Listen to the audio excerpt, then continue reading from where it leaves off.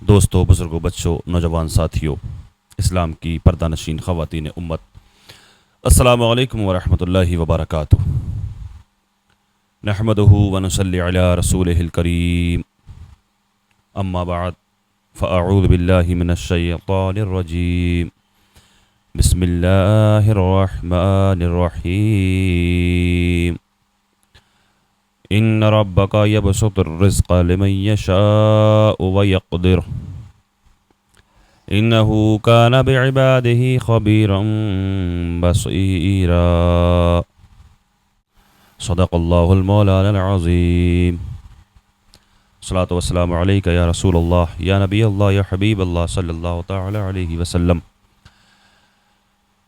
معاشرے میں ایک چیز، ایک بیماری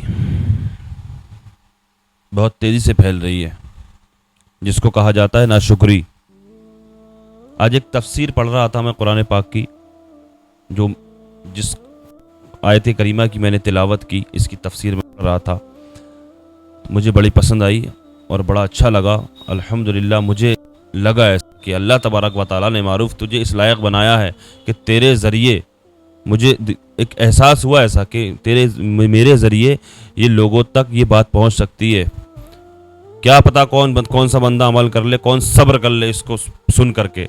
قرآن ہدایت کی کتاب ہے، بے شک سبھی جانتے ہیں، لیکن ہدایت تبھی تو پائے گا آدمی جب اس کو پڑھے گا، جب اس کو سمجھے گا، تبھی تو ہدایت پائے گا جب اس کو پڑھے گا اور سمجھ کر پڑھے گا۔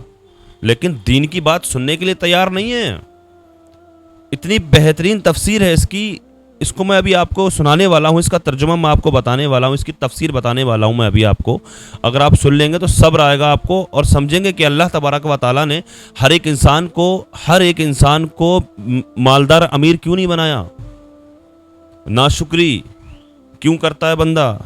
جس کو دیکھو ناشکری کرتا نظر آتا ہے۔ ہزار ہاں نعمتیں اللہ تبارک و تعالیٰ کی۔ کیا تھا ہمارے پاس اور آج کیا ہے؟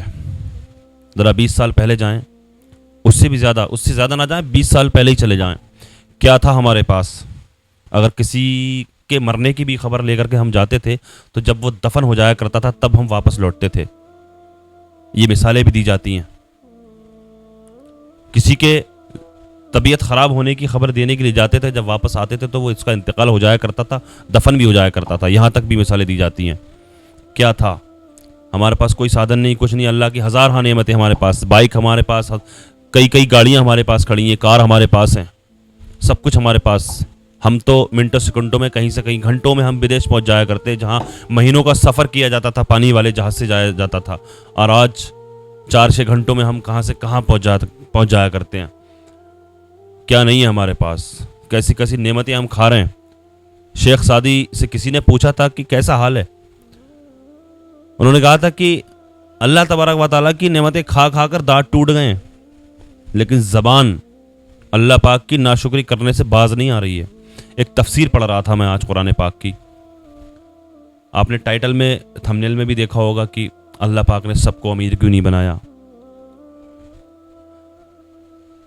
صبر آئے گا یقیناً، اس کو سنے میں پڑھ رہا تھا، مجھے لگا کہ معروف اللہ پاک نے تجھے اس لائق بنایا ہے کہ تو اس کو آگے شیئر کر اپنی آڈینس تک۔ میرے ذہن میں آیا، میں نے سوچا اس کو آگے پہنچانا چاہیے لوگوں تک۔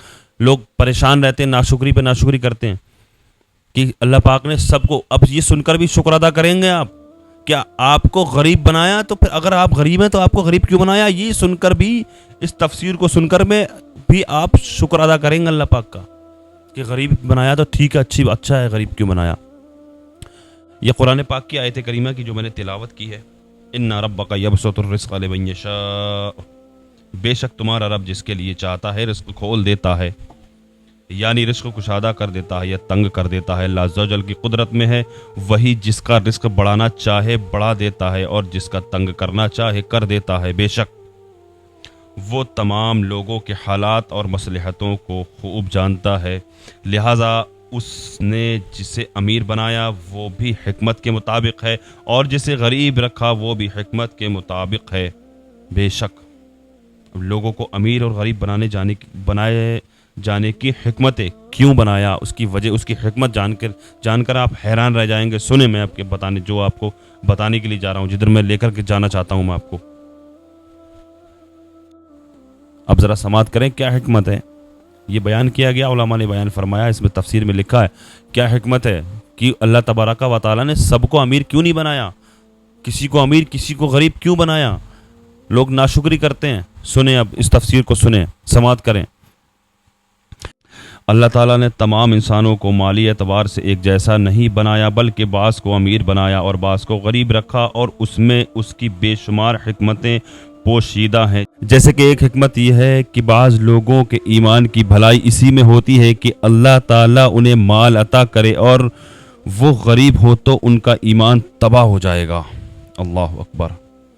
مال عطا کرے. بعض لوگوں کی غریبوں کی بھلائی اس میں ہے، غریبوں کی بھلائی اس میں ہے. اللہ کا شکر ادا کریں غریب اس چیز کو سن کر کے. اگر اللہ پاک ان کو دولت عطا کرے، مال عطا کرے تو ان کا ایمان تباہ ہو جائے گا، ان کا ایمان جانے کا خطرہ ہے. مال ان کے پاس اگر آ گیا تو پتہ نہیں کیا کیا کرنے لگیں گے وہ.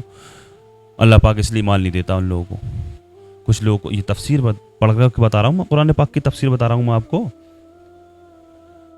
ان کا ایمان تباہ ہو جائے گا، اس لیے اللہ تعالیٰ انہیں کثیر مال عطا کرتا ہے. اور بعض لوگوں کو ایمان کی بھلائی اسی میں ہوتی ہے کہ ان کے پاس مال کم ہو، اگر ان کے پاس زیادہ مال آ جائے تو ان کا ایمان ضائع ہونے کا خطرہ ہے، اس لیے اللہ تعالیٰ انہیں غریب رکھتا ہے.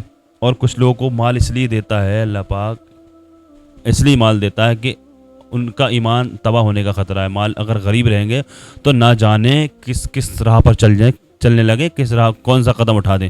اس لیے بھی مال دیتا ہے، پیسہ حاصل کرنے کے لیے، مال حاصل کرنے کے لیے کس راہ پہ چلنے لگے، ان کا ایمان تباہ ہونے کا خطرہ ہے. اللہ پاک اس لیے بھی کچھ لوگوں کو امیر رکھتا ہے. ہر ایک چیز میں اللہ پاک کی حکمت ہے. اور سنیں ذرا، اس میں حکمت ہے. غریب رکھنے میں بھی اللہ پاک کی حکمت ہے، امیر رکھنے میں بھی بندے کو حکمت ہے. اسی طرح بعض کو امیر اور بعض کو غریب بنانے کی ایک حکمت یہ ہے کہ اس سے دنیاوی معاملات کا انتظام اچھے طریقے سے چل رہا ہے اور ہر انسان کی ضروریات زندگی کی تکمیل ہو رہی ہے. کہ اگر تمام انسانوں کو امیر کر دیا جائے تو اس سے دنیاوی معاملات کا نظام تباہ ہو جائے گا، کیونکہ اس صورت میں کوئی کسی کا نوکر، خادم یا ملازم بننے کو تیار نہ ہوگا. یوں ہی کوئی گلیوں، بازاروں، کچرا کنڈی اور باتھ روموں کی صفائی کرنے پر راضی نہ ہوگا. ایسے ہی کوئی ایسا پیشہ اختیار کرنے پر رضامند نہ ہوگا جسے امیر لوگ پسند نہیں کرتے ہیں، جیسے جوتوں کی سلائی، صفائی کا کام، حجامت بنانے اور کپڑوں کی سلائی کا کام وغیرہ. یوں شہری اور ملکی نظاموں کا حال جو ہوگا ہر عقل مند انسان آسانی سے سمجھ سکتا ہے. اس لیے ہر ایک کو چاہیے کہ وہ اللہ تعالیٰ کے حکم کے سامنے سر تسلیم خم کر دے اور اس کی رضا پر راضی رہے. اور اگر اس کے رزق میں تنگی ہو تو صبر کرے، اور رزق میں وسعت ہوگی تو اللہ پاک کا شکر ادا کرے. سمجھ گئے آپ؟ اللہ پاک غریب کیوں رکھتا ہے؟ بندے کو غریب اس لیے بھی رکھتا ہے کہ نہ جانے اگر اس کو مال دے دیا تو وہ کس راہ پر چل جائے، عیاشی کرنے لگے، کیا کرنے لگے، اس لیے غریب رکھتا ہے. اور کچھ کو امیر اس لیے رکھتا ہے کہ یہ پیسے کے خاطر نہ جانے کیا کرنے لگے، کیا ہو جائے گا، اس کا ایمان تباہ ہو جائے گا. صاف صاف لکھا ہے، علماء نے بیان فرمایا ہے، تفسیر میں لکھا ہے علماء نے، اس کا ایمان تباہ ہو جائے گا. اور دوسری چیز یہ رکھی ہے کہ کون جوتا سیے گا، کون باتھ روم وغیرہ کی صفائی کرے گا، کون مریضوں کو لے کر کوئی امیر ہے انسان ایسا؟ جب امیر ہوگا، اگر اللہ تعالیٰ نے اس کو پیسہ دیا ہوگا تو کیوں کسی کی اس طرح کے کام کرے گا؟ وہ کیوں جوتے چپل سیے گا، کیوں کپڑے سیے گا کسی کے وہ؟